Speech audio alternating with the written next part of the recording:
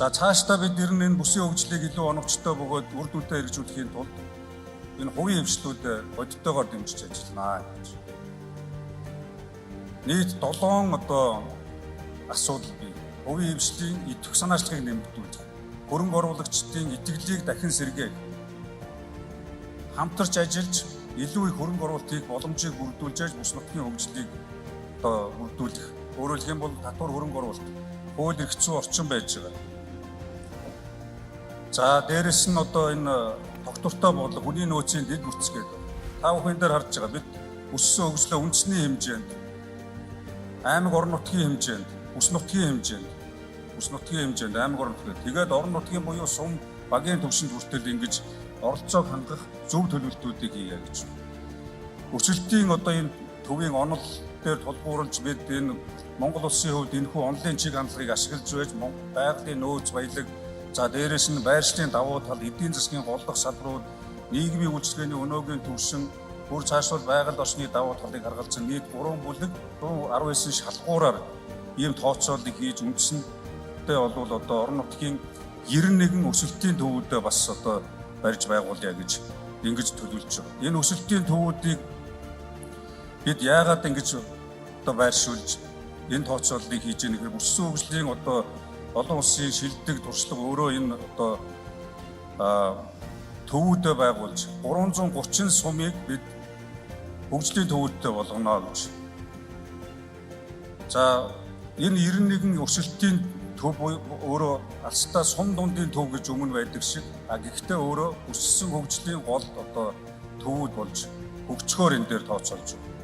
Үндэсний бүсийн орон нутгийн үйлдвэрлэлийг жимэлсэн энэ 3 түвшний бүсчлийн бодлогоо бид ер нь эдийн засгийн макро үзүүлэлтүүдийнхаа дүн шинжилгээ бас бид харьцуултыг харахтаа зөвхөн макро талаас нь харж явдаг.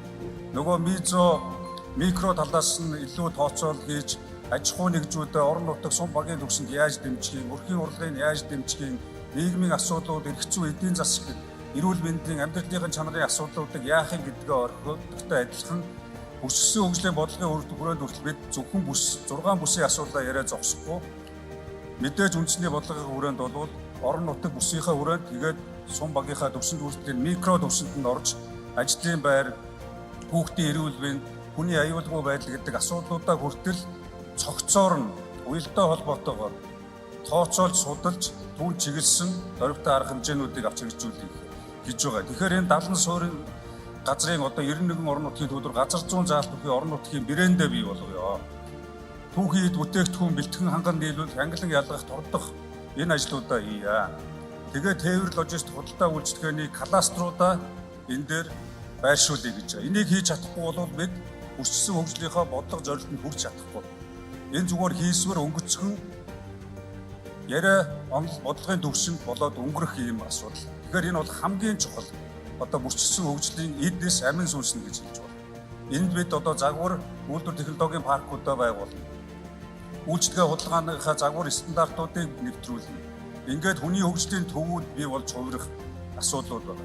Энэ жишээ нь орон нутагт энэ 91 төв дээр бий болох аж үйлдвэрийн паркуудын өрсөлдсөн концепт зургууд гэж байна. Энийг бид шинэ стандарт гэж нэрлэж байна.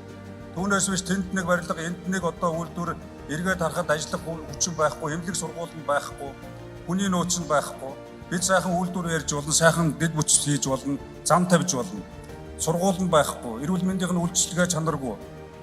Иргэдэнд амьдрах орчин таатай биш болвол ажлын байр байхгүй болвол өрхийн орлого байхгүй бол тэнд бүсийн хөгжил урагшлах боломжгүй. Бүсийн хөгжлийг зөвхөн бүсд ажиллаж амьдарч байгаа орон нутгийн иргэд, аж ахуй нэгжүүд, хөрөнгө оруулагчид хамтарч хэрэгжүүлэх ийм боломж бүрдэнэ гэж харж байна. За ингээд энэ хүрээнд бол хатуудыг бүтсээ хэдүүлээ дэмжиж бий болгоё. Тэр нь дулаан хангамж, цахилгааны хүйсвэр, холбоо мэдээлэл, ус хангамж, ариутгах татвар, зах зээлийн холболтыг хийж зүгээр нэг хайчих болохгүй. Үндэсний хэмжээнд, бүс нутгийн хэмжээнд, Евразийн эдийн засгийн коридорын хэмжээнд яаж байх? Зөөлөн дэд бүтцээр бас дэмжих. Түрүүн хэлсэн олон хөнгөлөлтөд зээл татварууд явж байгаа. Дээрээс нь дахиад хөнгөлөлтөө зээлээ бид бүрдүүлдэг гэж байна. Төрийн банкаар ногоон хөгжлийн банк болгоё гэж байгаа. Салбар дундын энэ холбоог хангаж бид хөнгөлтөө зээл тусламжуудыг аж ахуй эрхлэгч хоршоологчдод олгож эхэлж байгаа. Маркетинг борлуулалтаар нь дэмжих тэжүү зураг төсвийг хийж өгнө.